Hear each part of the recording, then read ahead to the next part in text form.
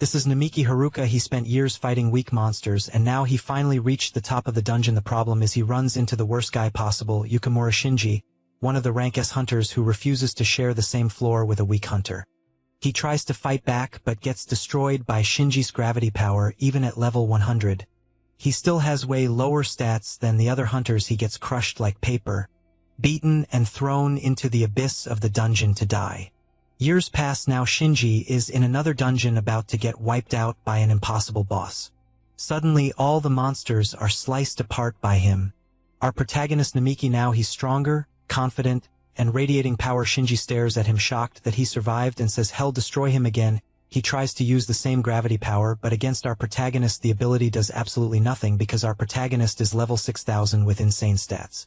The desperate bully grabs a woman as a hostage to escape, but in the blink of an eye, Namiki slices through his gut without even trying. The rank S genius drops to his knees, crying and begging for mercy in front of everyone. Our protagonist has reached a level of power that humanity has never seen before, and now, everyone will have to bow down before the new god of the dungeon. To understand how he got this strong, let's go back and look at the moment he fell from the dungeon. After the fall, he wakes up without a single scratch. When he opens his status, he realizes everything has been doubled. On top of that, he gains several new abilities, and his level jumped to 101, breaking the limiter. He stands up confused, but feeling light as a feather, and the sword feels like an extension of his body.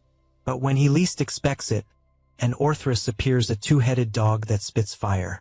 The dog attacks him, but his new resistance ability activates and shields him from the flames. The appraisal ability activates and starts reading the monster's patterns. In 20 seconds, he predicts the attack. In 36 seconds, he spots the opening and cuts off the head of one of the dogs. The other tries to get revenge, but he shoves the sword into its mouth and the monster drops. And just like that, he gained a new skill. But suddenly, the system started glitching, and Namiki began wondering what kind of power that was. The skill was called Insight, and it let him see the true nature of whatever target he was analyzing. He tried to figure out what that meant because it sounded like the kind of basic skill beginner explorers usually got. If it was that common, why hadn't he gotten it before? Still, he decided to test it and see how it worked. When he activated Insight, he realized that if it weren't for Orthrus level, he might have been able to go even further. Shinji had said he would have been the only one to die, so he probably told Himawari everything that happened during that time. If that was true, Namiki needed to hurry, even though he still felt that weird pain and didn't understand why. Soon, the scan head showed results, and he realized the situation was getting worse. Finding out the Orthrus he fought was only a juvenile was terrifying, and that meant he must have fallen to the 5th floor. If he kept running downstream, he might find a safe area, but he'd still risk running into monsters along the way. When he turned around, he felt a strong killing intent at his back and wondered if it was coming from the entrance. He realized he was in serious trouble, and that at this rate, the monster would catch up to him all of a sudden. He fell into a trap and couldn't even believe it had come to that. Using his calculation skill, he analyzed the situation, and the system predicted the path of every arrow fired at him with those numbers right in front of his eyes. He knew he had to move fast, but the system warned that a high-level monster was closing in quickly. He started reviewing the info with the Divine Oracle, trying to understand why so many alerts were popping up at once. The enemy was 120 meters away, and was a fire attribute beast. The system calculated the target's level and said he'd need 1,500,000 experience points to advance. The calculations showed he still needed more experience, and 3 minutes passed in the process. Appraisal points started appearing, and the MC was confused by the flood of information pouring into his mind. That's when he heard a growl and saw another monster burst out angrily behind him. The enemy unleashed a powerful fire attack, forcing Namiki to jump into the water, and he managed to recover, earning more points for it. He was shocked to realize it was real, and when he looked closer, he saw it was an adult Orthros. Just like he thought, the young one had some weird power, and the protagonist barely dodged getting swallowed for the second time. The more he managed to dodge the attacks, the more points he racked up, but he knew he couldn't hold out forever even with things this bad. He realized he'd gotten another points appraisal. He had no idea what those points actually meant, but he knew that with his current stats, he couldn't beat the monster. So the MC started thinking of a way out, because at this rate he'd die of exhaustion, and the system said 3 minutes had already passed. The appraisal points doubled, and along with Divine Sense, new skills were added. There were so many notifications that he got dizzy until the final tally ended at rank A based on combat experience. He received 1,500,000 points and jumped 50 levels all at once. Namiki didn't understand how his points had gone up that much, since he hadn't even defeated the Orthros, and it felt like the system was bugged. Even so, he couldn't waste time thinking about it because he needed to survive. Suddenly a laugh echoed, saying all of this was happening because Head killed that creature's cub. Now the mother was furious, and kept attacking him non-stop, and Namiki wondered where that voice echoing inside his head was coming from. It was a woman's voice invading his mind, saying all of it was the MCS fault, and there was no way to avoid it. He turned around, asking who she was, but the girl replied sleepily that he should figure it out on his own for now. Namiki was confused about who that woman was, and how Shed managed to get into his head. Even without understanding anything, he decided he needed to focus on what was happening around him. He activated his divine speed, the points started being calculated, and suddenly he froze when he realized something was happening outside his control.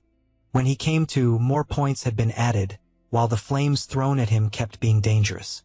Even with his strengthened body, it was unlikely he could hold out much longer. At the level he was at, He'd be reduced to ashes if he got hit directly by those flames, so he decided to use water magic, and without hesitating, fired a powerful stream at the enemy.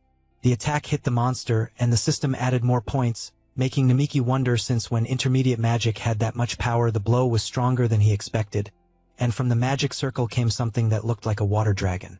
He didn't understand how that was possible, but he decided to use that strength to survive. Namiki kept attacking with his magic until, finally, the jet pierced through the monster. It was a critical hit, the points went up, and the creature's body dropped to the ground. Even so, the monster was still breathing, showing a terrifying amount of vitality. Without wasting time, Namiki went in for the finishing blow with his sword, and the enemy was finally wiped out. After each analysis was completed, he received even more points until he reached rank of the combat experience was optimized, giving a total of 9 million points. With that, Namiki went up 300 levels and unlocked advanced magic for his 4 attributes. Now he understood that the appraisal skill, which he used to think was useless, analyzed everything to the extreme, even the flow of time. After evolving into divine appraisal, it started automatically calculating the experience needed to level up. On top of that, the skill showed the most efficient methods to gain points, handing out rewards with precision.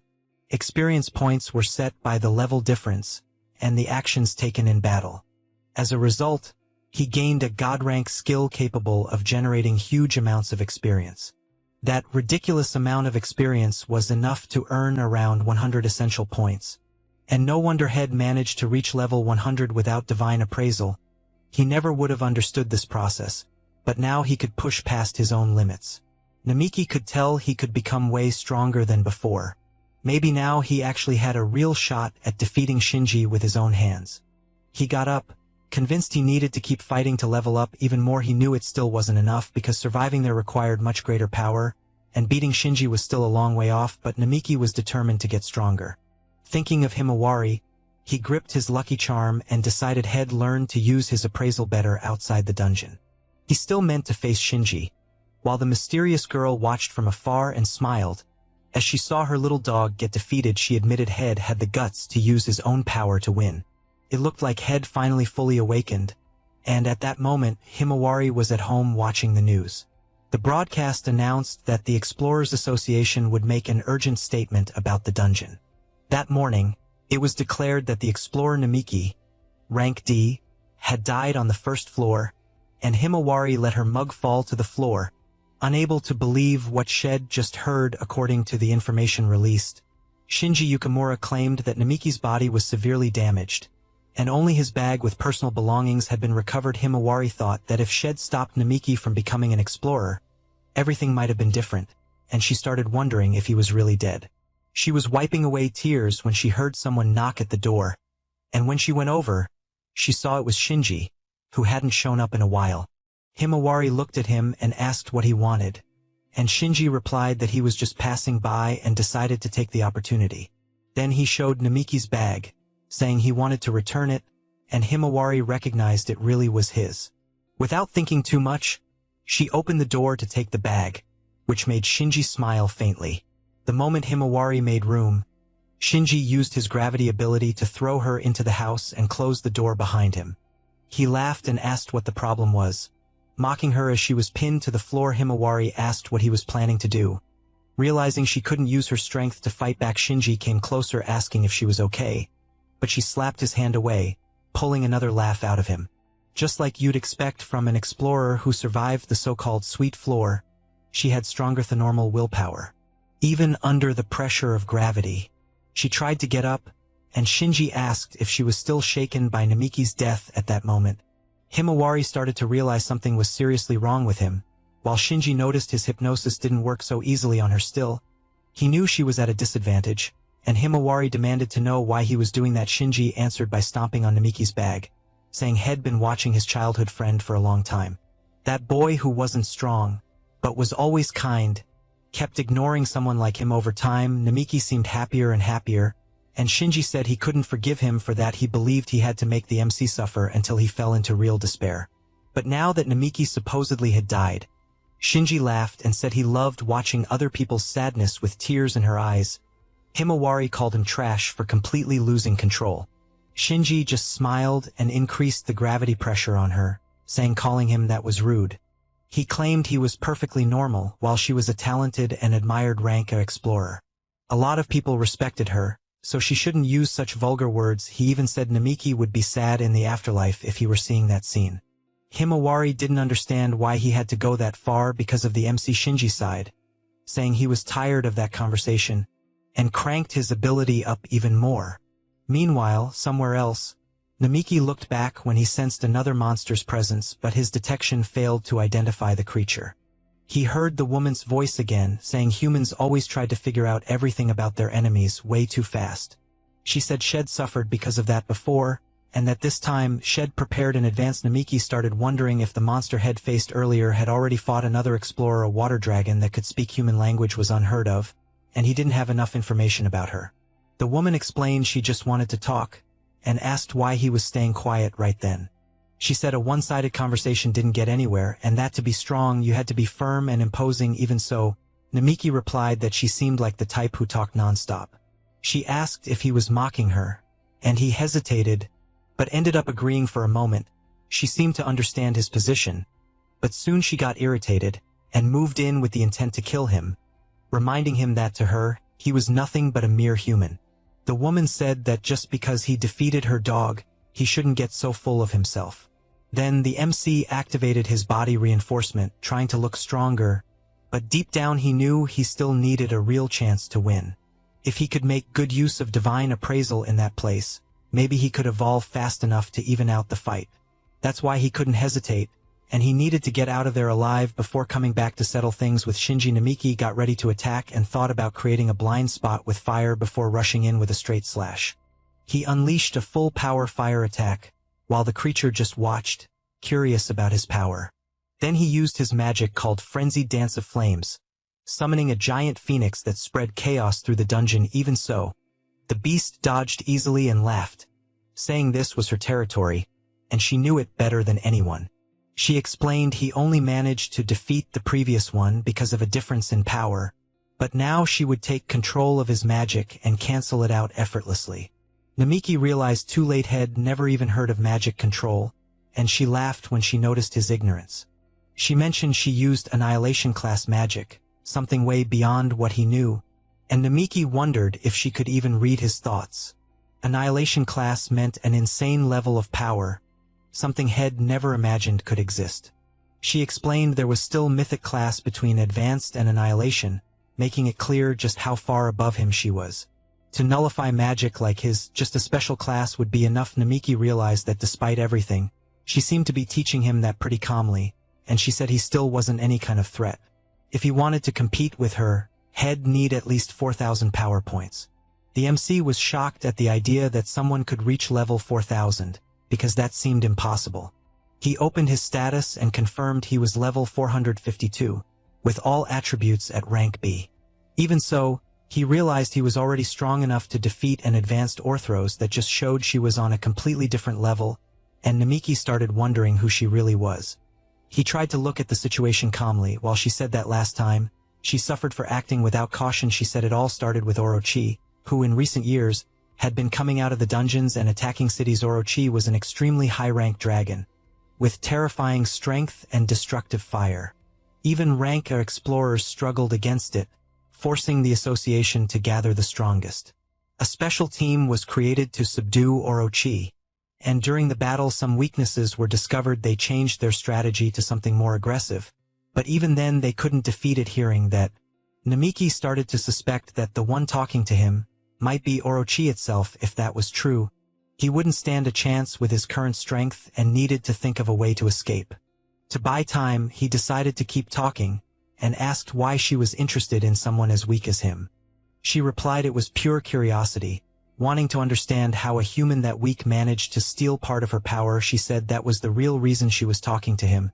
And suddenly a hand appeared from a magic circle. The hand offered an item, and Namiki was shocked as he asked where that had come from. She replied that she took it from humans' belongings while swishing her many tails. Namiki wondered if that meant there were other creatures like her out there causing destruction. From the way she spoke, he realized that arm coming from the magic circle belonged to Orochi's true main body. Orochi noticed had gone quiet again, and asked if it was because he didn't know what to say, or because he simply didn't want to answer.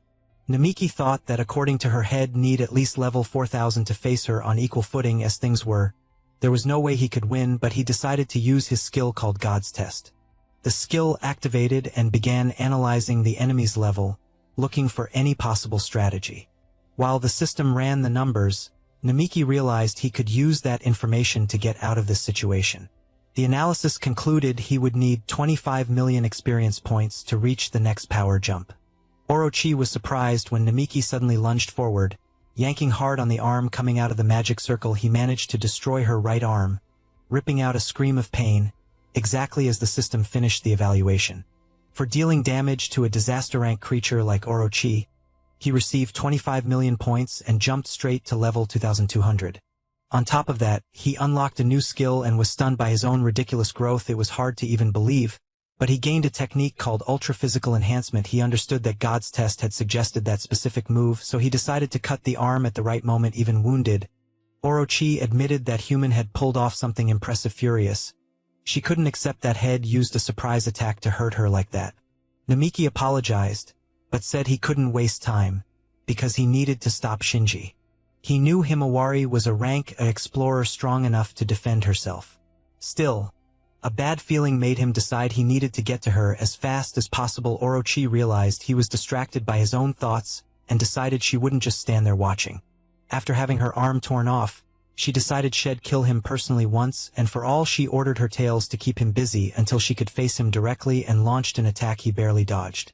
Namiki realized it wasn't just her arm that was powerful, but also the huge monstrous body in front of him. The pressure coming off her was suffocating, and even with the level up he wasn't sure he could win. He activated God's Test again, checked the info he got and reinforced his own body. Even feeling intense pain he charged at her, but was thrown back without any effort. The impact was so strong that he dropped his sword, trying to make sense of the sharp pain shooting through his body, unable to put strength into his attacks.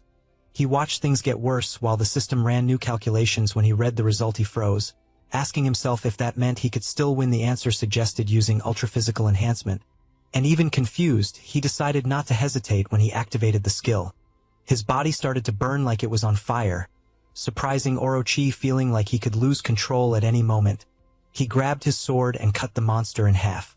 The system confirmed the target had been eliminated, and that God's Test was complete. All damage and actions were tallied up, and the points started getting added again. The final result was rank AA, reflecting his combat experience and granting almost 11 million points. With that, Namiki jumped another 600 levels all at once. At the same time, Shinji was on a call, asking for immediate transport while watching Himawari lying on the ground. After the battle, Namiki also picked up 3 new skills: mental mapping, weakness detection, and a boost to his insight. Namiki felt his head spinning, probably from overusing ultra body fortification. He collapsed to the ground, spitting blood, as intense pain took over his body, not understanding what was happening. When he opened his status, he realized his physical condition was critical, and even his alcohol level was at a ridiculous level. No wonder everything was spinning, and he understood he couldn't abuse that skill like that. When he looked back, he saw something strange coming out of the defeated monster's body, like a gas drifting away that meant that even dead, it might still be alive. Somehow the gas seemed to be heading toward the main body, and he remembered he needed at least level 4000 to face Orochi with his current strength. There was no way he could beat the main body, and before that he needed to go back to stop Shinji. He had to stop that guy, and then he noticed a cell phone lying on the ground. It was the same object Orochi had sent through the magic circle, so he decided to pick it up. Namiki took off running and activated mental mapping, which revealed something shocking. He found out he wasn't on the 5th floor, but the 20th. That was the deepest point any explorer had ever reached, and he himself had only gone as far as the 10th floor before. He never imagined Head dropped from the 1st to the 20th floor after Shinji's attack. Using the God's test, he confirmed he was now moving through the 18th floor, while his target was on the 25th. The system calculated they'd make contact in about 45 minutes. But before that, Orochi's main body could reach him. The calculation also started estimating the level needed to defeat the enemy, and the experience points required. While he was thinking of a way out, he got an alert about multiple high-level monsters detected ahead. Soon several monsters appeared in his path, and he realized he didn't have time to waste. His only option was to keep leveling up as fast as possible.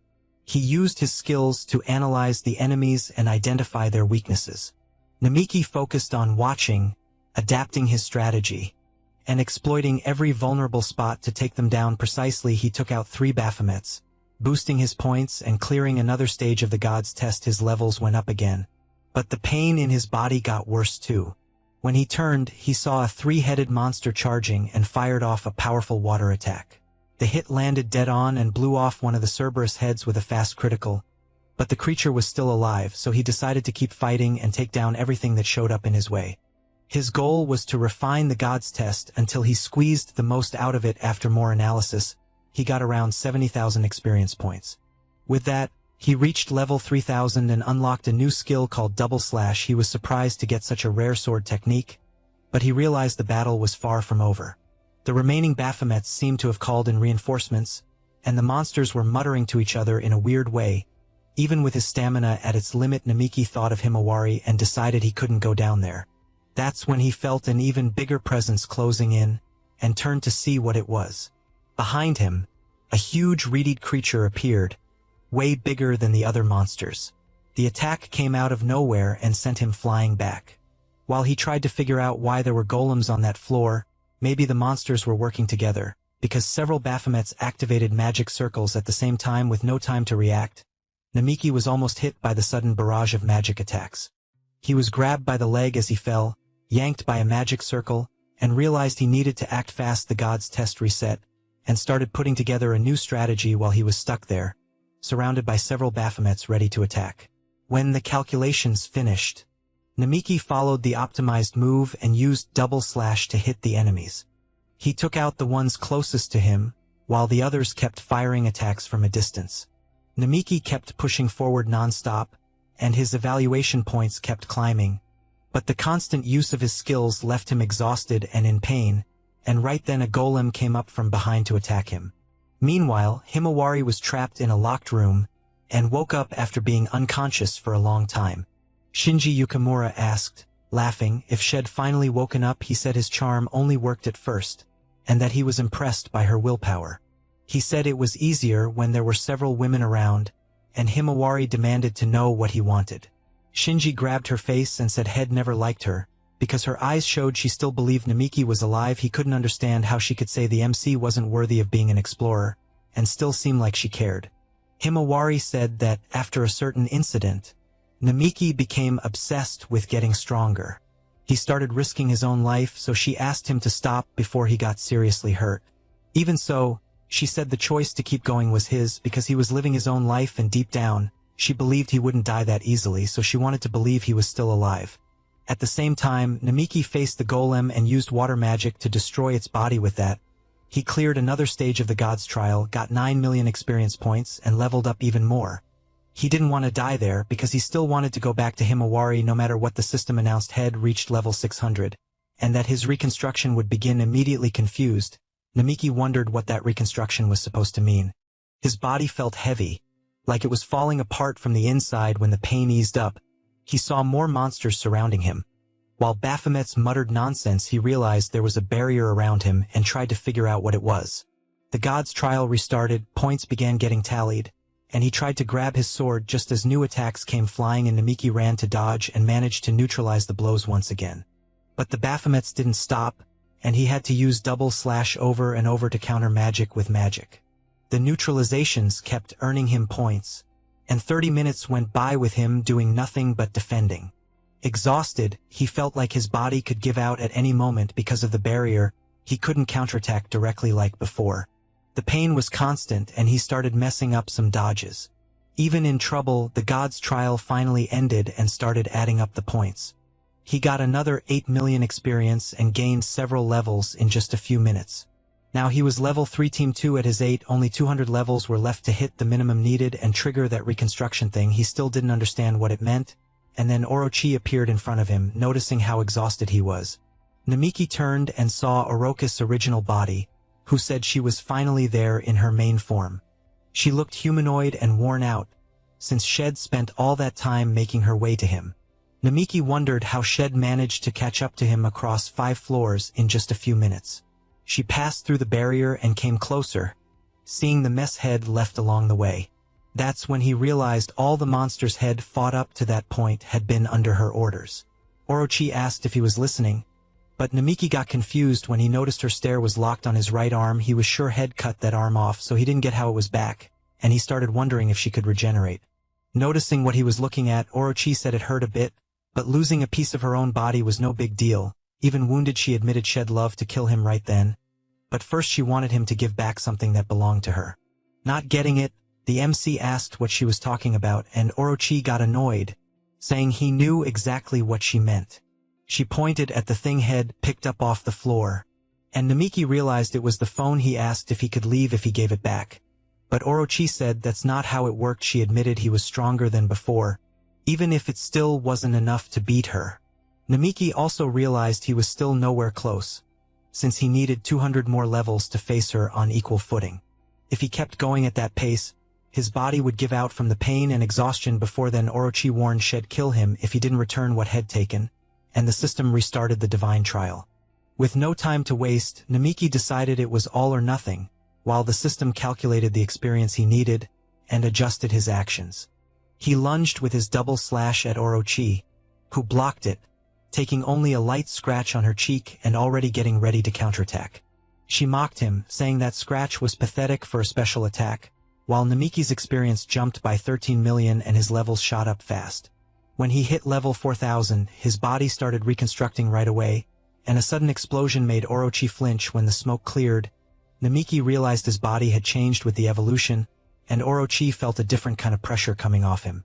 The MC wasn't feeling pain anymore, and at the same time, his senses were even sharper. Seeing how things were, Orochi ordered her monsters to attack, taking what she thought was the best chance. They all threw their attacks at once. Namiki simply jumped and slipped through the attacks like they were nothing, leaving Orochi shocked by his strength and speed. In just a few moments he shut down everything coming at him. Even though it seemed impossible, Namiki activated the divine test again, and the analysis finished in seconds. The system revealed that Orochi was a disaster-class monster, with 12 units under her command. His new skill let him land solidly. Even under another wave of attacks, Namiki charged at the monsters, and Orochi was stunned to see his speed jump again. He beat down everyone who appeared in front of him with ease, pushing his evolved double slash to the limit. The strikes multiplied, wiping out the monsters without giving them any chance to react. The system updated his stats, showing that now he could face Orochi head-on. She noticed several openings in his movements, mainly in his back, and decided to attack from there. But the shot only grazed his shoulder because the protagonist dodged and sprinted sideways at the last second. Annoyed, Orochi clicked her tongue and fired a water bullet that chased him. That's when she saw Namiki pop up in several places at the same time. Like Head split himself, shocked by the new ability. Orochi ended up getting hit by attacks coming from all directions. Just like that, Namiki defeated her, letting out a breath when the system confirmed the target had been eliminated. He took a deep breath and realized Head won everything on his own. Looking at the destruction around him, even so, he couldn't stop wondering what he was turning into, Since Head entered that floor, the feeling of making those cuts was still fresh, but Namiki could only vaguely remember what Head done, even though she was a monster. Orochi was a super high-rank creature, and it was almost impossible to face her in that state. At least the crisis had been avoided thanks to his abilities awakening, and now he needed to get out of there while he still could. Suddenly, a voice echoed in a loud laugh, saying she never imagined Shed be defeated so easily. When he turned around, Namiki was met with an unbelievable sight. The monster's body was glowing, and she kept talking like nothing had happened. Stunned, he wondered if she was immortal, while Orochi laughed and admitted Shed underestimated him, even after that brutal attack. Maybe it was better to finish him off by going all out at once. After all, it had been a long time since anyone had managed to turn the tables on her. The system warned that magical energy was rising fast, blowing past the previous threat levels. Namiki watched her body knitting itself back together while she laughed at his expression. Her creatures also got ready to fight, and he had to cover his eyes from the blast of light coming at him. When he could see again, he saw Orochi surrounded by several other monsters. He could barely believe all those creatures had been hidden inside her the whole time. The demon stroked one of the monsters and said he must be so shocked he couldn't even scream. She laughed again, saying nobody would expect something like that after everything that had happened. That was because the protagonist had forced her to fight seriously, and now she didn't need to hold back anymore. Orochi whipped her tails at him, while the monsters rushed in at the same time. Barely, Namiki managed to dodge and activated the divine test again. The system updated the info on the opponent, revealing the main body with 6 tails. Each creature had different abilities, and even weaker than the main body, they were strong enough to keep him moving non-stop. He took off running, but the monsters were still way too many, boxing him in from all sides. Even after evolving, Namiki wasn't strong enough to take everything on by himself under pressure. He ended up getting bitten by one of them and fell to the ground. His body got thrown far, and he lost his sword during the fall. Getting back up pissed off with the monsters so well coordinated, there was no room for mistakes. The system confirmed major blood loss after the bite on his right shoulder. Orochi walked up, taunting him by asking where his speed and power had gone. Taking advantage, she ordered the monsters to finish him off once and for all. Namiki wondered how he could beat her in a situation even worse than at the start. He tried to think of some way, some opening he could use to fight back. That feeling of being in control and winning with his own power vanished all of a sudden. If he used that ability again, maybe it would change the game, but it could also leave him even more hurt. With the divine test, he calculated the most efficient actions and decided to follow the plan it pointed out. A force started to grow inside him, intense and out of control. When the monster attacked, Namiki managed to dodge and went for a counterattack. With his sword in hand, he threw it at the creature's teeth, but they withstood the impact. Even so, he could feel the enemy's power was overwhelming in the end, awakening that strength wasn't enough and he was still being outmatched. His body burned with pain and his vision spun, until he was hit head-on by the fire. He was hurled far away by a chain of attacks from the monsters, one after another. Without a break, the pressure was so intense that the system activated a damage reduction skill. But it wasn't enough to block everything. He almost died right then, barely avoiding a fatal blow before collapsing to the ground. Orochi shouted, asking how long he was going to keep pretending, and ordered the monsters to finish him off already. Even so, Namiki kept trying to think of some strategy he could use to his advantage. That's when the demon herself asked why he was just standing there, and he realized there was one monster different from the others. The creature was just licking the blood on its hand, and the others started staring at it, curious. Orochi didn't understand what was going on, but something was clearly wrong. Suddenly, all the monsters seemed woozy. After tasting Namiki's blood, they stopped being threatening, and became weirdly docile, leaving even Orochi speechless with that empty, goofy look. They seemed completely out of it, and Namiki finally started to get it. The fortification head earlier raised the alcohol level in his blood, giving a drunk feeling by drinking his blood. The monsters went into a state like Berserker, only drunk. Just like in the Legend of Yamada no Orochi, and its connection to booze, that could be used to his advantage. Namiki smiled while Orochi screamed for the monsters to snap out of it, and stop acting like that. She was furious, but she couldn't make them obey even knowing what had happened before. the creatures kept acting like idiots.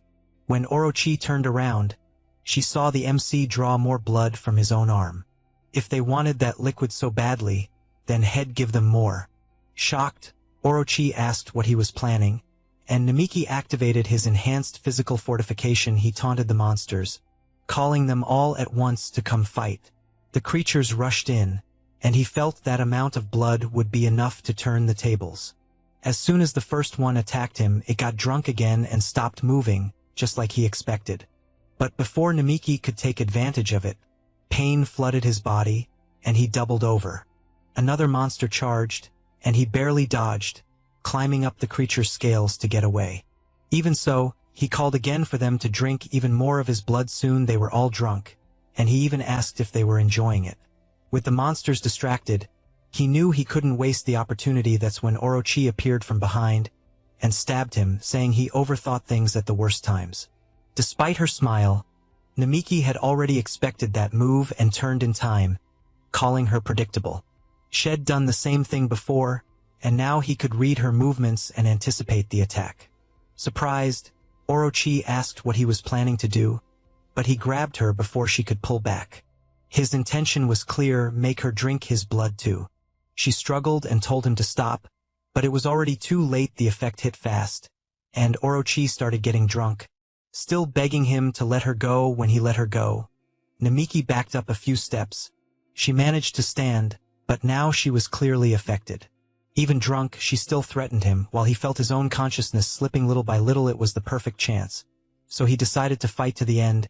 Even on the verge of passing out, he rushed in to cut her down, while Orochi yelled at the monsters, not understanding why they still weren't reacting. Instead of reacting, the monsters just sighed and lay down on the ground, going still, and Orochi asked what was happening. Taking advantage of the opening, the protagonist activated his physical reinforcement skill again to attack. She turned around, worried, realizing that at this rate they could all actually die for real.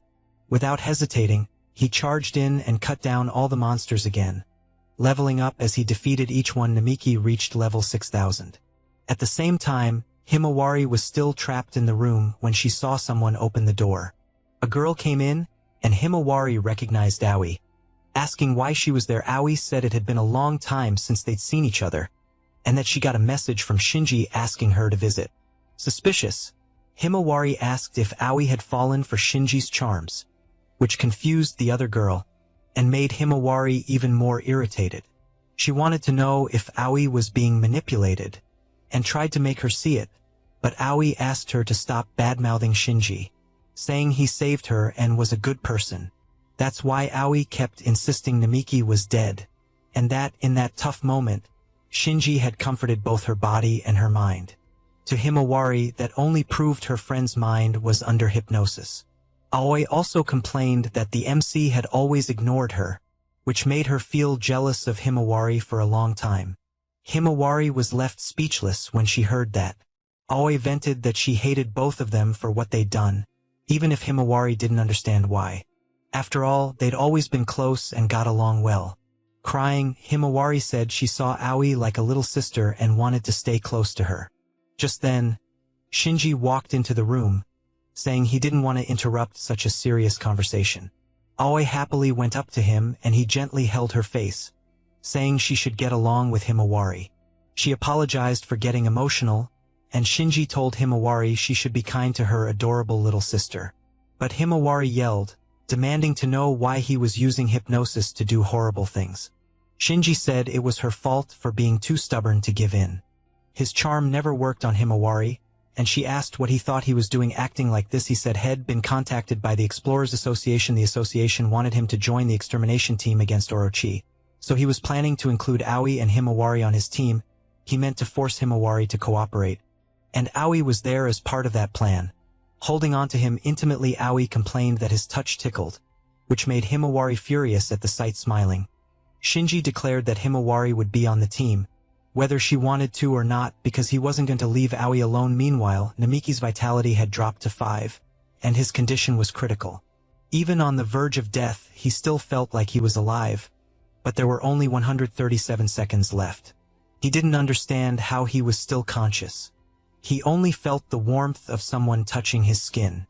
Without realizing it, his head was resting in Oroka's lap while the system warned there were 90 seconds left. The demon herself knew it, and Namiki thought he should have decapitated her earlier. Orochi said it was a shame, but explained they were made up of 8 entities and would only die if all of them were defeated. Namiki grumbled that she was still a monster, and Orochi seemed offended by the word. Even so, she admitted Head surprised them and almost wiped them out completely. Smiling, she said they would accept him, as the remaining time dropped to 30 seconds. Confused, Namiki didn't understand what she meant, and Orochi got impatient at having to explain it again. There were 10 seconds left until the protagonist died, and Orochi realized things were truly critical. She had to act fast. So she pulled something out from inside a magic circuit, while he asked what she was planning to do. Without really answering, she just smiled and drove the dagger into his chest. Then she wished her master good night, and the system began the divine observation. The synchronization between Namiki and Orochi started to rise, and the system confirmed the connection between the two. With that, new abilities were unlocked, and his stats shot up drastically. When the MC woke up, he saw one of the monsters beside him and sat up in a panic. But he realized the creature was only watching him. With no hostility at all, he looked for his sword, but couldn't find it. Instead, his hand touched something unexpected, and he realized Orochi was lying next to him. Startled again, he tried to figure out how his enemy was there, sleeping peacefully. To make it worse, he noticed he was completely naked, which made everything even weirder. Not knowing what to say, he got up to look for his things and get out of there as fast as possible. One of the monsters came up and rubbed against him, and Namiki quietly asked it to stop. The noise woke Orochi up, and she complained before noticing he was standing. She smiled, happy to see her master was awake, and soon he found new clothes to put on. Orochi praised how the clothes suited him, even though they were pieces Shed stolen from humans in the dungeon.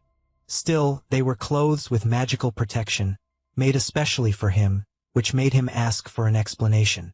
Namiki didn't understand how he was alive after everything that happened. Orochi then realized she still hadn't explained anything, and the two of them sat down to talk. She said they'd made a contract because he had died once, but managed to synchronize his body with hers before the end. The protagonist realized then that the memory of the dagger in his chest was real. If that was true, he figured he was in the same state as her now, and asked if Head become a monster. Orochi said no, explaining that from now on he was just linked to her. Confused, he asked what that meant. Thinking about how to show him, she asked him to close his eyes, and told him to let her borrow his. Even without fully understanding, Namiki agreed and asked what her real name was. She realized Shed never properly introduced herself, even though people called her Orochi. Her real name was Hachi, and then he closed his eyes and did what she asked. All of a sudden, he felt something weird, like he was seeing himself from the outside. Hachi asked what it was like to see his own body from her point of view. He admitted it was strange, but he was finally starting to get it. Basically, now he could use Hachi's powers.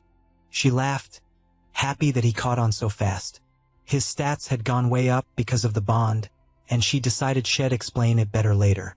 Meanwhile, the Explorers Association was meeting in a conference room on the 3rd floor. The leader of the subjugation squad, the rank B explorer Ishihara Katsuhiko, gathered everyone to discuss Oroka's defeat over the last few days. The attacks in the dungeons connected to her had increased. They'd only managed to hold back some of Oroka's tales and help the affected cities, even with support from the police and investigators. The damage was huge, and several areas had to be rebuilt. According to Aika Kyagoku, they knew Orochi had 6 different forms and already knew some weaknesses. Thanks to the last battle, Oroka's weakness was a high concentration of alcohol in previous fights. When they managed to inject alcohol into her, it caused major damage. They now understood why monsters could get drunk like humans, and the legend of Yamata no Orochi seemed to make sense. Ishihara explained they were working with a big company to get an enormous amount of alcohol. The plan was to get ready immediately, and use the dungeon's 4th floor as the battlefield. They would lure Orochi there and get her drunk enough to finish her off. Ayaka stressed that everyone needed to fight together and announced that someone would handle the front line. Right then, a voice spoke up telling them to leave everything to him, and the one who walked into the room was Shinji, accompanied by several girls. Ishihara knew who he was and, trying to be polite, asked if he could really handle the mission. Shinji laughed, assuring him his team was ready. Ishihara was surprised to see that, besides a strong group, Himawari was also by his side. Meanwhile, in the dungeon, Hachi moved with Namiki inside a sphere of water that slid along the river. He was impressed by how practical the magic was, and started to understand why he lost so many battles. Now it made sense how Shed reached so many floors so fast.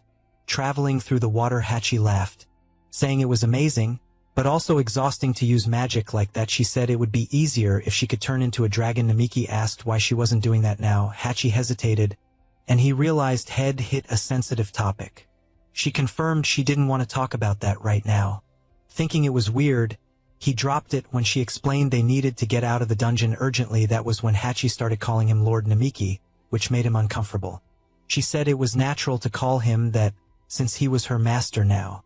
Even while protesting, he ended up explaining why they were in such a hurry. Namiki said he needed to save Himawari from Shinji's dirty plans. Hearing the name, Hachi asked if Himawari was his lover. He denied it, saying she was just someone he really admired. Hachi laughed, but didn't explain why. While the MC thought that maybe now he could face Shinji on the 4th floor, several explorers were gathering in the dungeon's big plaza with their supplies. They brought down countless barrels of alcohol, and even Himawari was helping. Ashihara walked up and asked if he could talk for a moment. She agreed, and he thanked her for helping with the mission against Orochi. He said it was impressive to see a genius girl debut as an explorer. While still in high school, Himawari had reached rank A in record time and become a role model for many. Ayaka warned him for letting his over-the-top excitement show, and he apologized. Then he asked why Shed joined Shinji's group. Since his reputation wasn't good, Himawari hesitated. Remembering the threats involving offline and the humiliation Shed witnessed when she went quiet, Ashihara asked if something was wrong. But she said no, and that Shed just known Shinji for a while. Inside, she promised Shed save offline no matter what. Watching Shinji surrounded by girls, including offline under hypnosis, she thought that if Namiki were there, everything might be different. Shinji noticed her look and smiled cruelly, knowing it hurt her. Even so, Himawari decided she wouldn't waver and that Shed find a way to break his spell. Suddenly, someone reported that something like Orochi had been detected approaching, and everyone was hurriedly gathered. On the 4th floor in the big plaza, the explorers identified 15 humanoid forms. Soon the MC noticed it beforehand and told Hachi to stop for a moment, even though she didn't understand why. She slammed on the brakes, and he complained about how sudden it was, but Hachi reminded him he was the one who told her to stop. Namiki explained there were scouts nearby, and they were aiming at her. Confused, Hachi tried to understand better, until he showed her the phone Head picked up earlier. When she saw the screen, she recognized her children in the news about the subjugation group's 8th operation. That's when she realized the enemies were gathered there and asked what they should do. Namiki said they needed to watch first, and he activated the god test using the skill. He was shocked to see Himawari and Shinji together. Looks like they told her the protagonist was dead, and she believed it. Even so, he wondered what had happened in the meantime, and Hachi noticed it too. She knew Shinji was the one responsible for Namiki's suffering, and that he wasn't someone you could trust. Next to him was the girl her master admired, which made Hachi chuckle softly. Meanwhile, Shinji told Himawari they'd be on the front line, and that she needed to stand out. Ui giggled and told Himawari not to embarrass Shinji. Shinji laughed at the jab, and Ui apologized while laughing, while Himawari stayed silent. She wanted to break his spell, but she didn't know how, and she needed to keep a close eye on Ui. Maybe the battle against Orochi would be the chance she'd been waiting for. Suddenly, everyone stopped when they heard a scream coming from far away. A man handed binoculars to Ishibara, saying a massive heat source had been detected. The leader moved in, thinking it was Orochi, but what appeared was a horde of monsters chasing a woman. It looked like she was being hunted, and Ishibara ordered them to prioritize her safety. The plan was to rescue the woman while Shinji's team dealt with Orochi. The scouts agreed with the strategy. Shinji accepted the orders too. Even though he found the leader annoying, he told his team to move out, and the girls rushed in to attack. They used their powers to take on the creatures, while Shinji smiled and called for Himawari to fight too. With no choice, she reluctantly agreed. When the woman being chased fell to the ground, saying she was scared, Himawari ran to help her with a sword strike. She drove the monster back and asked if she was okay. The woman said yes, thanking her for saving her. Other scouts arrived to protect her, leaving the monsters to Himawari. The first step of the plan had worked, and Hachi, disguised as the woman, realized that really was the girl Namiki admired. She admitted to herself that Himawari wasn't half bad as she passed by Shinji. He noticed how beautiful she was, and thought about using his charm on her later. Hachi internally thought he really had zero class. Still, she waited for the right moment to act while everyone was gathered there. She decided to stop using the tails as a distraction. Himawari noticed the monster she was fighting suddenly changed direction. The creature started flying toward Shinji and the other girls, making everyone tense. Not knowing how to react, Shinji turned around in alarm when he saw the monster flying straight at him, and when he tried to run, a huge explosion went off behind him. He didn't understand why the creature was focused only on him. He decided to use his gravity ability to pin the monster down, and activated the power right away. But to his surprise, the ability was cancelled the moment it started working. It was Hachi's doing.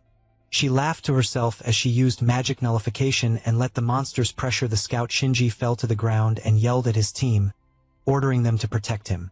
The girls, still under hypnosis, obeyed immediately, but before they could act, Himawari stepped in front.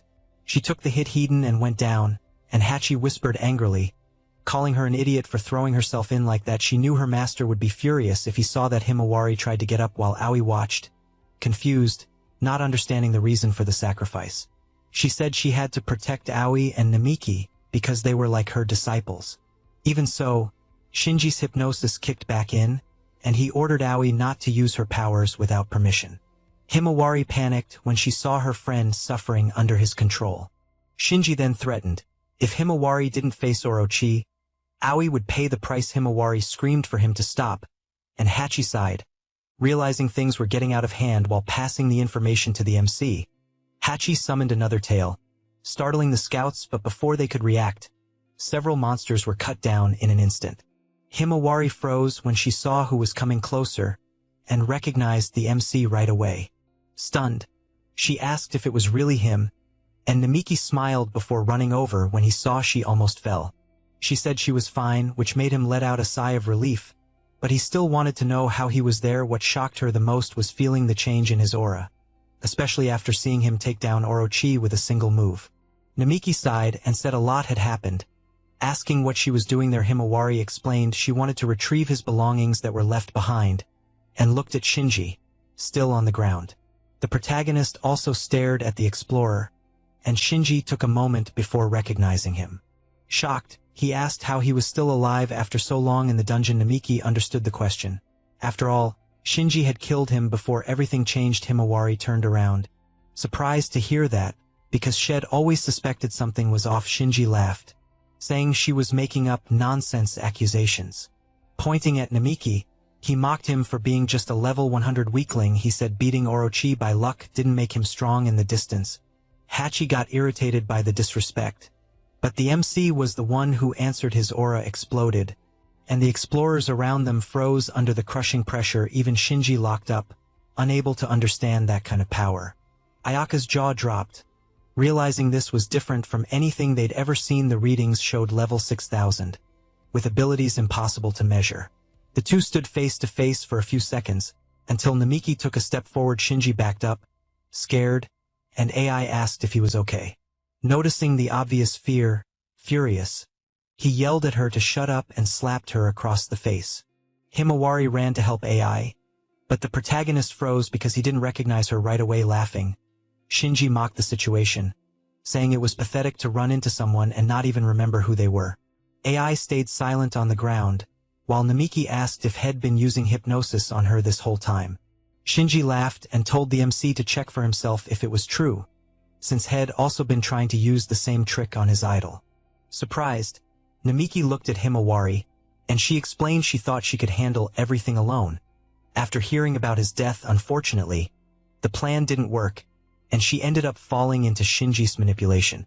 Even though she was an A-rank adventurer, his powers weren't enough to fully control her, but that didn't bother him. Instead, he decided to use AI, someone more vulnerable, and took her over with his hypnosis. AI started getting pressured again by his power, begging him to stop, which only made Namiki even angrier. Then she screamed for the two of them to stop, saying she was doing it for Shinji's sake, and lunged to attack. The protagonist blocked the non-stop strikes, Feeling the killing intent behind them, he was shocked by the insane strength she was showing. Clearly boosted by Shinji's powers that didn't feel like the real AI, and Himawari got ready to face Shinji directly. The explorer laughed when he saw her in his way, and warned her she was making a mistake. Namiki tried to bring AI back to her senses, but she screamed that Head never noticed her feelings. Hachi commented that her master seemed way too busy, which caught him off guard, but she already knew what to do without hesitating. She jumped into the fight to help. Shinji's eyes went wide when he saw the woman from before leap in close to them. Hachi fired off a destruction spell called Extra Present, hitting AI dead on. After the impact, AI froze for a moment and then came back to her senses, confused. The MC asked if she was okay, and she stared at him, still trying to process it.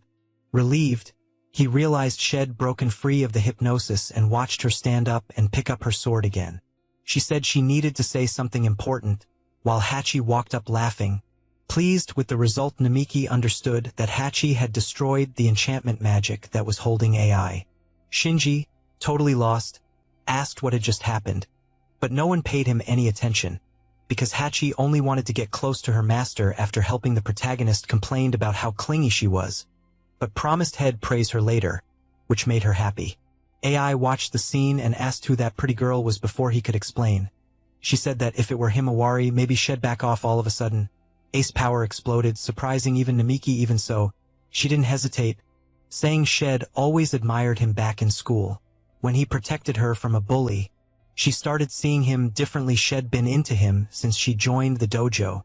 Remembering how Head encouraged her when she felt like giving up. The problem was, he always looked at Himawari in that special way, and when she heard about his death, she felt this huge emptiness. Now seeing him next to Hachi, she yelled, asking why it had to be her of all people. Hachi almost got hit, but Namiki jumped in front to protect her. AI said she would never forgive him for that, and Shinji laughed, explaining that his power boosted negative emotions until they turned into curses.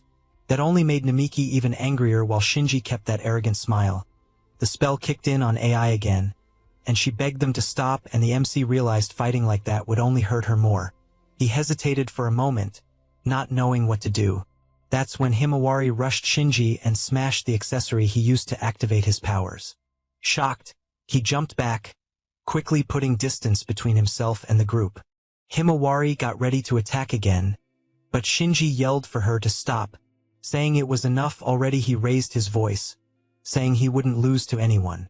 Then he unleashed his enchanting ability with even more intensity. AI was taken over again, while Shinji ordered her to give herself to him completely.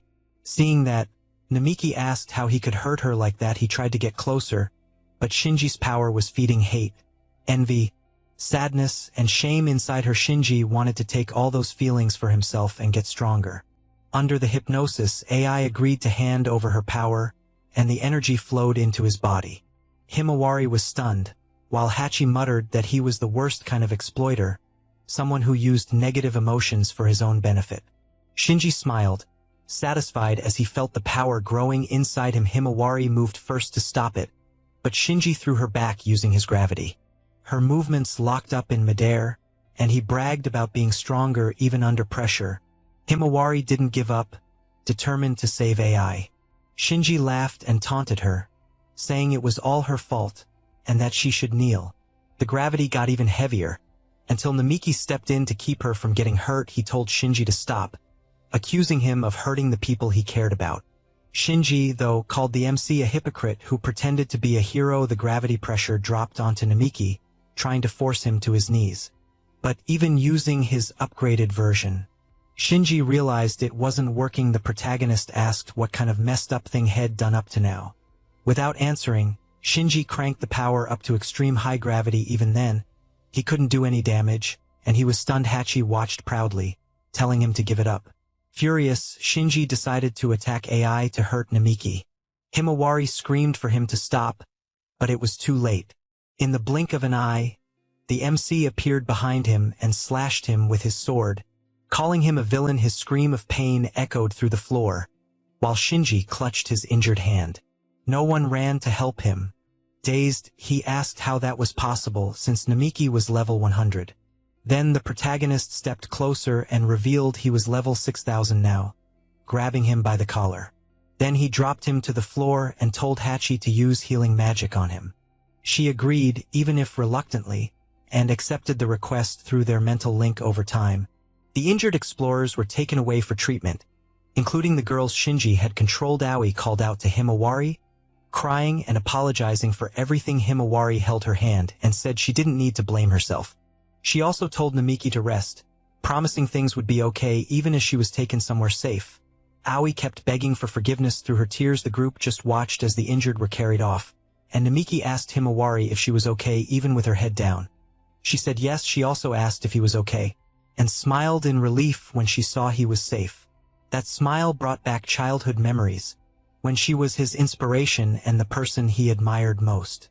Hachi laughed at the light mood between them, until Ishibara came running over to talk.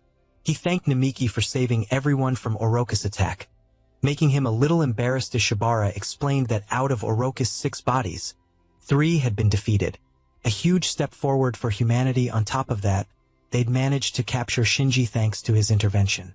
Since they were already on the 4th floor, they decided to head back to base. Several explorers praised Namiki for defeating Orochi so easily. All that admiration even left the protagonist not sure how to react. Hachi said mentally that she'd taken out the tails on purpose, and he shouldn't forget that. He agreed to make it up to her later, and Ishibara asked him to say his name again. When he introduced himself, a lot of people remembered he was the explorer who first reached level 100. Some whispered, saying it was weird for someone considered weak to become so powerful even if he'd leveled up fast. Beating Orochi like that seemed unbelievable. Himawari cut off the murmurs, and Ishibara admitted some of the comments had been rude. Still, they officially thanked him and said they could offer a reward. Namiki was surprised to hear that, until Hachi whispered mentally that she wanted something special. He got that she meant the barrels of alcohol, and smiled, remembering their weakness. Later on, Namiki left the dungeon and stretched, feeling like it'd been forever since he'd seen the sky. Hachi praised him for the hard work, but pointed out that the person he admired hadn't come along. Himawari stayed behind to help clean up the place, and Hachi asked if that bothered him. He said it didn't, since she'd always been the type to help others, and he wanted to be someone who could support her. Just then, Ayaka walked up to talk to him. The next day, Namiki and Hachi went together to the Explorers Association, in the dungeon city in the commercial district. As they walked, Hachi said she was stuck in a mobile game and couldn't clear the level, so the main guy explained that she needed to recharge energy, or wait a day to keep going. She was surprised because she didn't know what recharge meant, and he said it involved money. Confused, she asked what paid gacha was, and he explained it was paying to get random characters or items. Sometimes you got really strong rewards, but other times it was just normal stuff since it all depended on luck.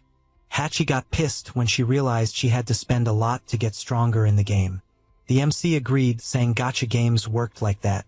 Worried because she didn't have money, she asked what she could do. He suggested she could work or open an account, or even become an explorer like him, even disguised with a big hood. Hachi still drew attention everywhere she went. In the previous battle, lots of people had seen her true form, and the news was already starting to spread. Namiki knew that if she wasn't careful, rumors about who she was could turn dangerous.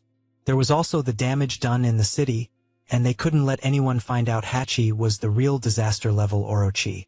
All of a sudden, she yelled at Namiki for not paying attention, and he apologized for getting lost in thought. Hachi asked if he was worried again.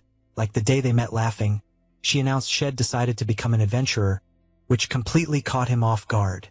Namiki tried to explain that in her current state that could be complicated. He wondered if the association would accept someone like her. But Hachi said that with his influence now, maybe they could pull it off. He said it wasn't that simple, and she smiled, admitting she really just wanted to make money to spend on gacha. On the way, Namiki said she'd been playing non-stop since the day before, and Hachi complained she didn't want to interrupt her progress. From the top of a building, some people watched the two of them in silence as they headed to the association's headquarters. When they arrived, Ayaka greeted them with a smile, saying she'd been waiting for them. Right away, the MC introduced Hachi as a friend. She teased, asking if she couldn't be called a servant, and he told her to cut it out.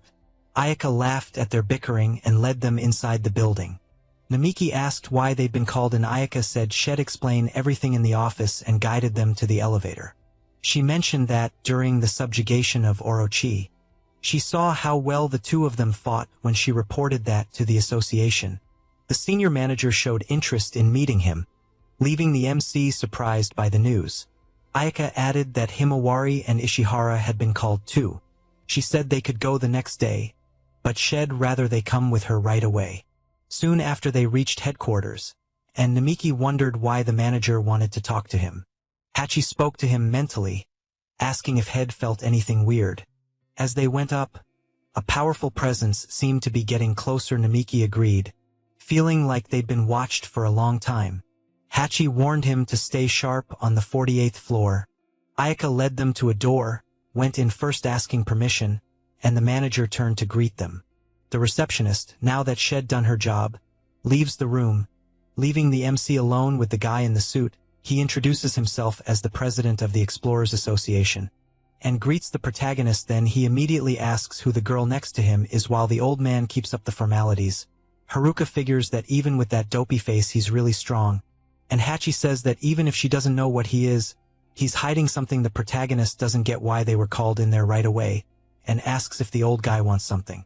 With a sly little smile, the president says he wants to thank him for helping subjugate Orochi the other day and catching the criminals.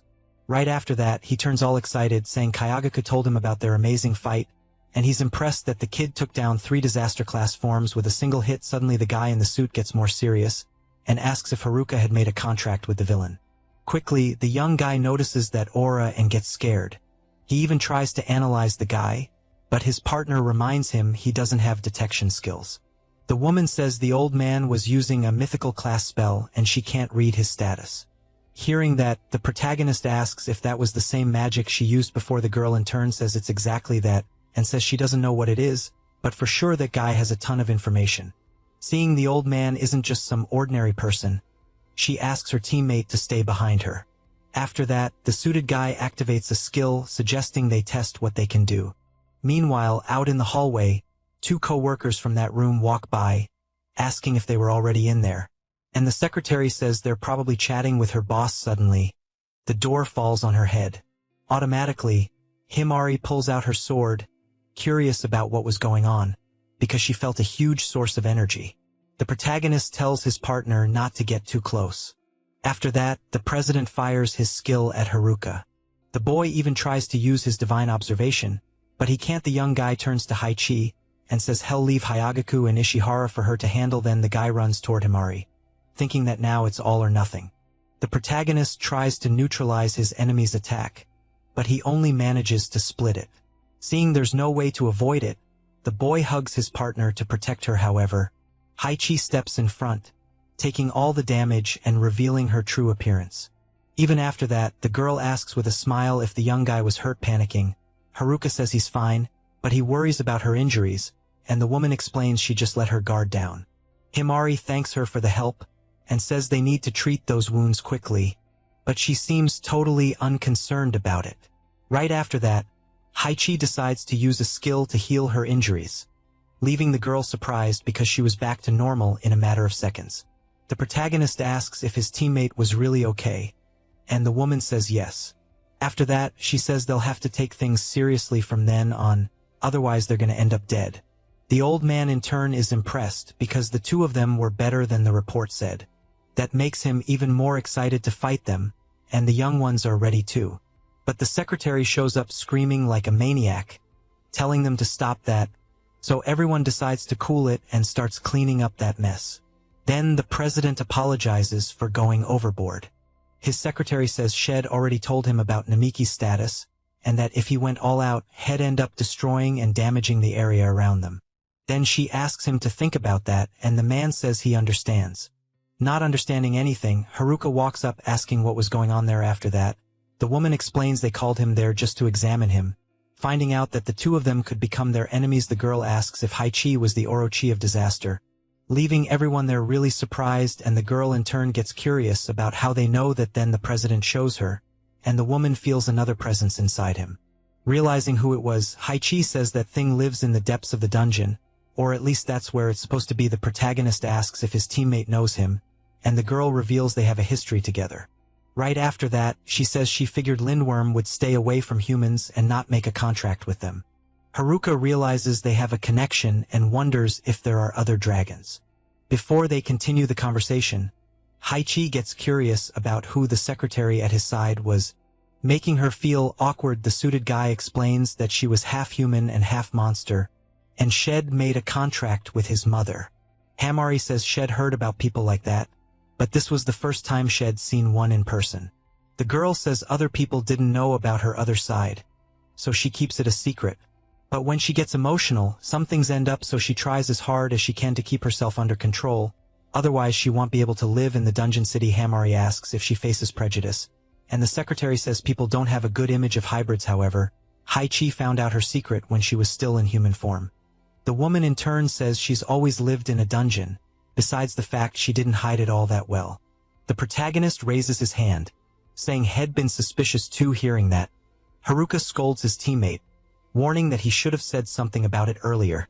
Hamari asks if in that case Kayagaku was telling the truth earlier about Haichi being a disaster-class orky, and she says yes.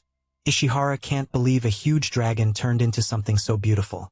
After that, the girl gets curious about what all that was, and the protagonist begs for forgiveness, saying he'll explain everything later. But for now, he asks her to calm down with a smile. The president says things were getting interesting, and suggests taking the conversation somewhere else. In the meeting room, the secretary says that according to the investigation results, Haruka and Haichi aren't enemies. Then she thanks both of them for cooperating, but the old man says they still look like they've got their guard up. The protagonist thinks how obvious that is, because just moments ago the president attacked him, and on top of that he's a contracted lindworm. After that, the man says the boy can relax because Haichi was a disaster-class Orochi, and still protected humans in the fight. He also says this little disagreement won't make them enemies.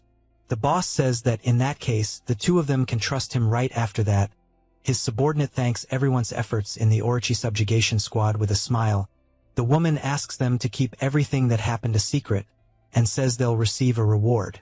Himari even tries to give her opinion, but the guy bows, showing gratitude for everything. After that, he tells Haruka that from that moment on, he's officially a rank A explorer. The young man, in turn, admits he's a little nervous since he was only rank D, but the old man remembers the protagonist proving his worth in the last fight, so he believes he's qualified. Himari asks him to think about it a bit more, because she's been watching him fight this whole time. With that, both sides come to an agreement. The boss then decides that in that case, they can officially let Haichi join the association. Hearing that, the girl hugs the protagonist, excited that they can stay together. Himari, meanwhile, watches them with a threatening look, telling her partner to explain in detail what the relationship between the two is. Meanwhile, in the city, people already know the news about a rank D guy becoming rank A out of nowhere, but they think it's just fake news. On someone's phone nearby, there were only articles about that promotion. A guy who looks like Michael Jackson shows up, curious about what she was looking at and if he can take a look. And a blonde little girl named Ichigo says he can look all he wants, while she's in the bath. Himari remembers when her village was invaded by monsters. The girl steps in front of Haruka to protect him, and asks if he's okay. The young man reassures her, saying it was just a tiny scratch. The woman then gets curious why those things were in the village, and with her guard down, a creature attacks her. Seeing that, the protagonist grabs his sword and is ready to go after the monster. However, Himari steps in front, taking a hit to the shoulder. Seeing that, Haruka starts crying, promising to get stronger so that one day he can protect her. Back in the present, Haichi is trying on some clothes in a shop, and asks her coworker what he thinks. The boy then says it doesn't look bad on her at all, and Himari for her part doesn't hold back on the compliments and says it looks perfect. Right after that, they get curious how the woman managed to hide her tail, and she explains she got some tips from Kayagaku. Haruka comments that the two of them are spending a lot of time together. The woman decides to buy that outfit, but she's still not satisfied and already calls for them to go to another store. Himari asks her to wait a bit, because she needed to pay first. However, Haichi reveals she's completely broke. After that, she asks if the protagonist can pay this time. The guy is fine with it, but before he does anything, his coworker offers to pay the bill. Haruka says she doesn't need to do that, and the girl says it's fine. Haichi helped her the other day, so this way they'll be even. Hearing that, the woman gets all excited, saying she was a good person. Then she asks if she can call her just Himari from now on, and she says that's fine. After a while, they go to a cafe where the protagonist thanks her for the help earlier, and the girl laughs, joking that apparently it was good she was there. Haichi gets bored, asking if it isn't time to go back home already. The guy in turn says yes, and the woman starts humming, saying it was time for revenge. Haruka's surprised that she's planning to keep playing once they get home.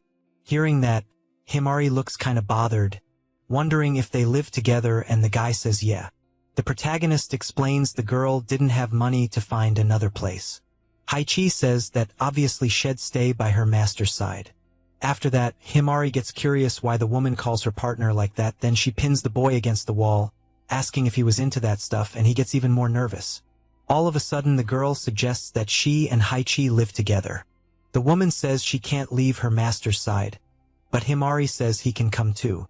After that, the protagonist's phone starts vibrating, and he leaves the table to see what it was. It was Kayagaku saying there's an urgent request for his Explorers Association. The secretary says a huge number of goblins showed up on the 3rd floor of the dungeon, and one of them is the goblin champion. Because of that, a lot of people got hurt, and the woman asks if they can swing by there. After that, the group accepts the request and heads to the place inside. Haichi gets curious if her master wasn't tired since they'd been running for a long time. But the guy says there's still more than 1 kilometer, which bums his teammate out. Then she asks why they're going on foot. The protagonist remembers that the woman can only move fast where there's water, and there isn't any here. Haichi then suggests they use some car, but Himari says they don't have permission to use the association's vehicles, and there's a whole process. The girl says when they went to wipe out Orochi they put in a request, but they didn't get anything. They couldn't keep control of the vehicle arrangements because of the emergencies. Haichi gets discouraged by humans insisting on rules, and the protagonist explains they keep order. After that, Haruka notices the place's upkeep and gets curious where they got those resources. Suddenly, his head starts to hurt, and his partner asks if he was okay. The guy says yes and thanks her for worrying. Soon they spot a light at the end of the tunnel, and when they get there they don't get what happened. In front of them were a bunch of goblins down, knocked to the ground. The boy says it looks like someone got there before them. After that they realize that guy who looks like Michael Jackson was standing there smiling at them. The protagonist wonders if he took care of the creatures all by himself, but the guy says he had someone else. Hearing that, the 3 of them get on alert, and Haruka says he doesn't see anyone else, but the man says he's wrong again, because his partner was right by his side. All of a sudden the young guy notices the girl's presence, leaving him confused about when she got that close without him noticing. The mysterious guy in turn reveals she'd been there from the start. Then the girl opens her mouth to say the protagonist was strong. Next the girl lunges at Haruka, but he manages to dodge and is impressed by how fast his opponent is. The girl says his strength wasn't a lie, and because of that she decided she'd be honest too. After that, the battle continues, and Mia explains her teammate was testing Hamera's skills. Ichigo, on the other hand, says it still wasn't enough and keeps up her string of attacks. The protagonist gets desperate, trying to get the girl's attention. Himari wonders how that kid was so strong. After that, the girl activates a vibration skill on the woman's body. She realizes that if she keeps this up, she'll end up getting overloaded. Ichigo tells the woman to give it everything she's got, and she tells her not to underestimate her. After that, Himari focuses all her muscles, and the girl understands it's a body enhancement. Next, the 2 of them clash and get pushed back, making both of them respect each other, but the kid says the brawl still isn't over. Himari doesn't back down and charges at her opponent too. But before the 2 cross again, Mari uses a skill to swap their positions, avoiding a fight. Ichigo tells her partner not to do unnecessary stuff. The guy apologizes for getting in the way, but what matters is they're not far. Haruka says the man's right because the real danger was coming toward them. Meanwhile, some guy shows up running from a monster, but he can't get much farther. After that, several monsters like that one appear, and behind them there was an even bigger one leading them. Himari asks if her partner is sure, and he says yes.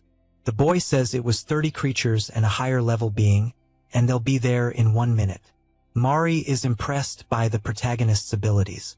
Ichigo notices his teammate was staring at the others and says that was disgusting. The guy says the situation is serious, so the 2 of them will work together. Right after that, the monsters show up, running after other explorers, seeing the biggest one of all. Haruka assumes it's the leader of the pack. After that, the system gives the best route to deal with the situation, making the protagonist realize they can do this together. So the boy tells Himari to move forward with that child, and tells Haichi to provide cover. As for him, he'll save the innocents and handle the big one, but before anything else, the young man introduces himself to the pair, and asks if Mia can help the girls, and he agrees right away. The would-be king of pop is impressed that the protagonist managed to come up with a plan using everyone's abilities so quickly. A creature lunges at Hamari, but she manages to defend herself and counterattack. The woman realizes those things were moving in a more sophisticated way like the explorers. Ichigo tells her to stay sharp because there were more monsters behind her. Hamari easily takes them all out with her sword. Even the little girl noticed the creatures were acting strangely. Right after that, she asks Mia for something, and suddenly the girl's axe becomes huge. The monsters run toward her, but with just one swing of her weapon she wipes them all out. After that, the undead leader goes crazy and runs at an adventurer. Seeing that Haruka wonders if that was a unique skill, then he warns Haichi that the monster was a problem. The woman supports her master so he can push forward. With that distraction, the protagonist manages to land several hits on the monster, finishing it off, and the two of them level up. Haruka and his partner celebrate the victory. Meanwhile, Hamari starts staring at her teammate in silence, and he asks if something was wrong, but with a smile on her face she says it's nothing. Then she starts thinking about how the guy has changed a lot. The adventurers who were in danger bow, thanking them for the earlier help, but the boy says they don't need to treat him like that. Hamari smiles, saying she's really proud of the protagonist, making him feel awkward. The boy remembers when people used to mock him for being a weak level 100 before he died. But now it was different because he's gotten a little stronger now, and he's made reliable friends. Haruka doesn't know why he has the god's testability, and hopes that one day he'll be able to understand. But for that, they'll need to explore even deeper into the dungeon. Right now the protagonist is 21 years old, and a rank, and his family members are missing.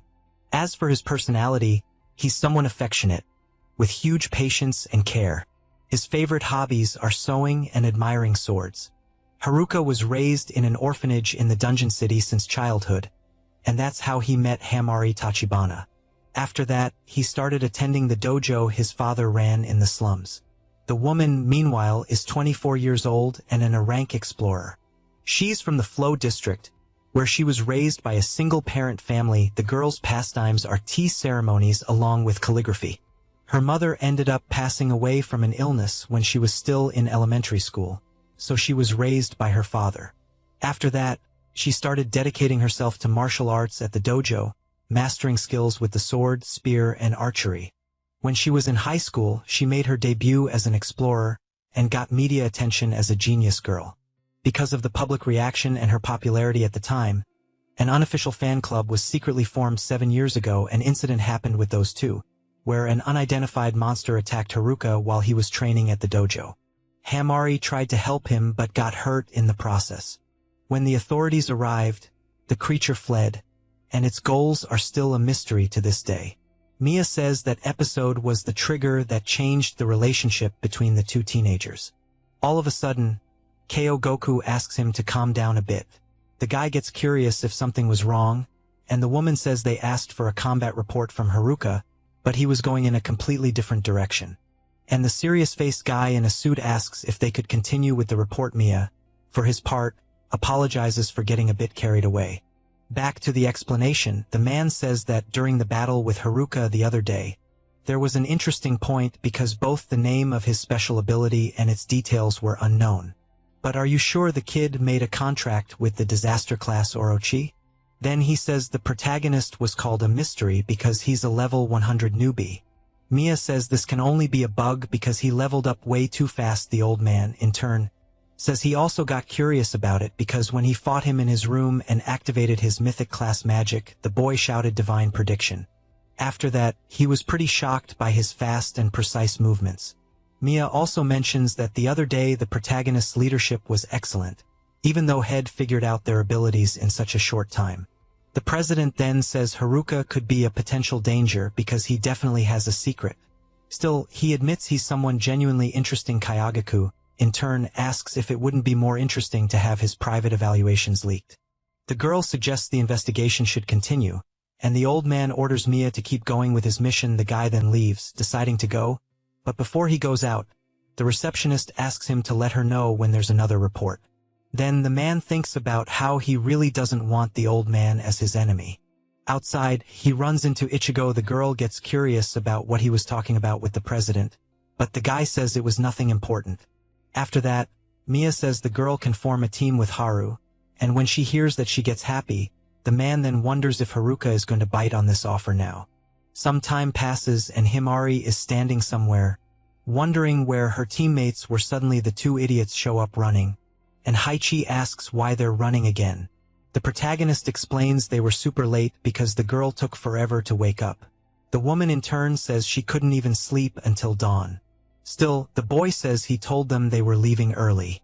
Haichi says that place doesn't even have good items, but Haruka says he's tired of her excuses. Right after that, the girl apologizes to Himari for being late, but she says it's fine. The woman hugs the girl, thanking her for her kindness, and says she's really different from a certain master. After that, Mia shows up with his friend and apologizes for being late too. The guy explains that Ichigo never wakes up because she has low blood pressure, which makes her weak in the morning. After that, the group goes into the dungeon with the goal of wiping out the boss and his underlings in the deepest part. Haruka asks Mia where this request came from, since it wasn't listed on the Explorers Guild bulletin board. Besides, it comes with a really fat reward, around 5 million. Haichi says if they split it, that's about 1 million each, which gets her excited to spend it all on her game. Right after that, Mia asks the others to just trust him. Even though he can't reveal the client's details, Ichigo starts giving him a hard time, and the guy tells her to forget about it for a bit. After that, he remembers how the girl got pretty excited about the idea of forming that team again. The blonde, in turn, says it's not really like that, but someone else might be thinking that way. The protagonist apparently gets the hint, but decides to focus on the objective. Haruka thinks about how his life completely changed after getting divine prediction, but there's still a lot about the skill he doesn't know. On the bright side, he can gain a ridiculous amount of XP, but if an explorer found out, they'd want to get their hands on it. Suddenly, the boy feels that same headache from before again. Haruka notices he's acting weird and gets worried, but the protagonist reassures her, saying he's fine. After that, the protagonist says he feels like he's about to remember something important, and the girl in turn doesn't understand anything, but her teammate can't really explain it properly either. Suddenly, he's informed that disaster-class monsters were approaching fast. The protagonist activates his divine prediction skill to calculate battle strategies. Seeing the boy staying silent, Mia gets curious about what's going on. Haruka realizes he's being watched, and gets annoyed. The young man thinks about how he believed he was just a mysterious person, but he's starting to suspect him. Haichi admits that guys' thoughts are hard to read. The protagonist says divine predictions split them into two groups, and for that hell need her help. After that, the woman warns there were multiple goblin knights among the enemies, and getting surrounded by a group like that could be a huge problem, so to avoid that, it's better for them to split up. After that, Haichi tells Himari to go with Mia to the right passage and wait, while she goes left with Haruka and Ichigo to set up an ambush. Himari, in turn, asks why her teammate is talking like that, and the woman says she'll explain everything later. Even though she doesn't like that answer, the girl accepts it before leaving. She asks the protagonist to be careful, and he says they'll meet again when it's all over. Then the group splits up and takes their positions. Mia realizes they sent him away on purpose. After that, Himari asks if the guy is good at hand-to-hand combat, but he says he knows the basics. The woman explains that the enemies specialize in group tactics, so she comes up with a plan, and hell watch their back. Hearing that, Mia says the girl really gives off serious person vibes, the complete opposite of the protagonist, so he asks if the two of them were dating, and Himari gets embarrassed by the comment. After that, the girl says that topic is totally inappropriate, and the guy says he's just trying to break the ice. Suddenly, a goblin riding a wolf tries to attack Himari, but she manages to defend herself. Mia asks if they can finally start the battle. Right after that, the girl charges in, but one of the creatures uses its mist. She knows that's bad because it completely blocks her vision.